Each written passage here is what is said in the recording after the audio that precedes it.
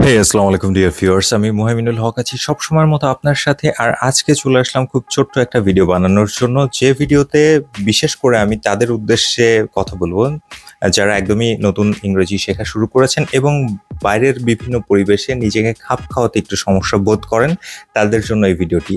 এবং আপনি কিন্তু এই ভিডিও দেখলে শিখতে পারবেন আপনি কিভাবে ফর্মাল পরিবেশে কোনো একটা নিজের ইচ্ছে প্রকাশ করতে পারেন, কোনো ধরনের রিকোয়েস্ট করতে পারেন বা কোনো কিছু চাইতে পারেন। সেটাই হচ্ছে আজকের ভিডিওর মুখ্য বিষয়।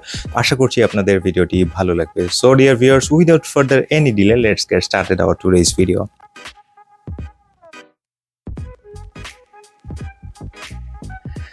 তো আমি আজকে যে স্ট্রাকচারটা নিয়ে কথা বলবো এটা সবাই কম বেশি জানি, তারপরে যারা জানি না তাদের জন্য আই উড লাইক টু দিয়ে যদি আপনি কোনো কথা বলা স্টার্ট করেন, তাহলে কিন্তু এটা হচ্ছে আপনার ফর্মাল ওয়েতে নিজের মনের ইচ্ছেটা প্রকাশ পায় বা প্রকাশ করেন। সেক্ষেত্রে মনে করেন যে এটা শুনতে আরো বেশি পোলাইট লাগে। পোলাইট মানে ভদ্রচিত লাগে। আচ্ছা, আপনি যদি মনে করেন কোনো একটা রেস্টুরেন্টে গিয়েছেন, আপনার কলিগরা পাশে বসা, এখন আপনাকে এসে বললো যে স্যার আপনি চা না কফি খাবেন, বা ইংরেজিতে যদি বলে sir what ইউড like to prefer, আপনি কি খেতে পছন্দ করবেন বা কোনটা আপনি প্রেফার করেন, তাহলে তখন আপনি বললেন যে brother I would like to have a cup of coffee. I would like to have a cup of coffee, আমি এক কাপ কফি পেতে পছন্দ করব, তাই না?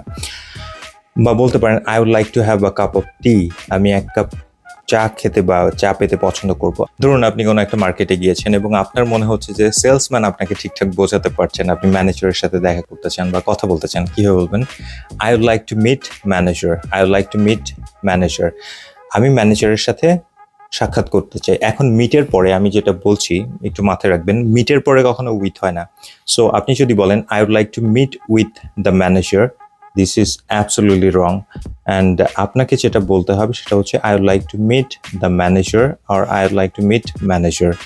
আপনি যদি বলতে চান যে আমি তোমাকে প্রায়ই দেখতে চাই, হ্যাঁ সচরাচর আমি তোমাকে দেখতে চাই, I would like to see you more often, I would like to see you more often, আমি তোমাকে প্রায়ই দেখতে চাই।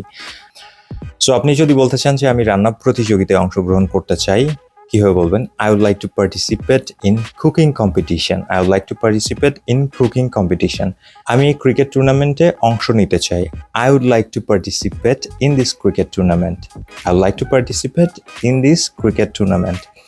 আপনি যদি বলতে চান যে আমি আগামীকাল ঢাকা যেতে চাই, কীভাবে বলবেন? I would like to go to Dhaka tomorrow, ভবিষ্যতে আমি ডাক্তার হতে চাই। I would like to become a doctor in future, I would like to become a doctor in future, ভবিষ্যতে আমি একজন ক্রিকেটার হতে চাই। I would like to become a cricketer in future, I would like to become a cricketer in future. তো dear viewers, আপনারা কিন্তু চাইলে I would like to দিয়ে এরকম আরো অনেক ফর্মাল সেন্টেন্স তৈরি করতে পারেন। আর এই সেন্টেন্সগুলো আসলে শুনতে অনেক বেশি ভদ্রচিত এবং শ্রুতিমধুর লাগে। তো যারা আশা করছি বিভিন্ন ক্ষেত্রে ইংরেজি বলার সময় সমস্যার সম্মুখীন হন, তারা এই ধরনের ভিডিওগুলো দেখলে আশা করছি কিছুটা হলেও উপকার পাবেন। ডিয়ার ভিউয়ার্স, অনেক ব্যস্ততার মাঝখানেও আমি আসলে ভিডিও তৈরি করি।